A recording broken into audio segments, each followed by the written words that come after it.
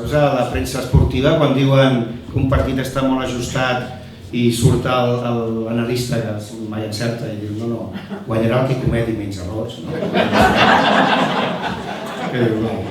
O el que marqui més gols, també. Però que és com una mena d'explicar-ho, que estem...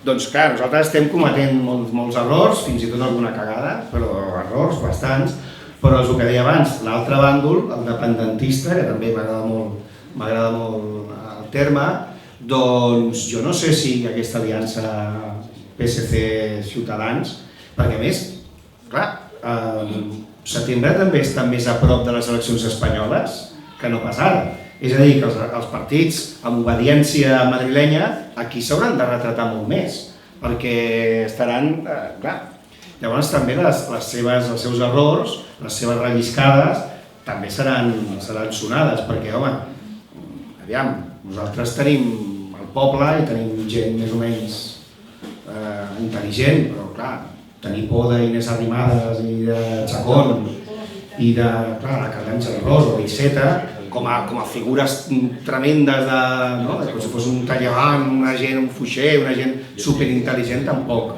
No ho veig en el seu camp.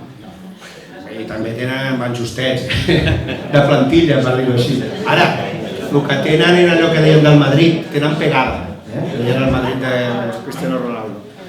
I això també no fa morir, perquè igual, si ens volen impugnar les eleccions, o es posen massa nerviosos, o impugnen una persona de més, doncs tot això al final, els indecisos que parlaven al principi, que ara veuen, tenen la idea de que sí se puede, els hi pot arribar a la conclusió abans del 27 de setembre de que no es pot, de que Espanya no es pot, que és el que nosaltres... És a dir, sí que es pot, la força del poble sí que pot transformar-ho tot, el que no es pot és obeir la legalitat.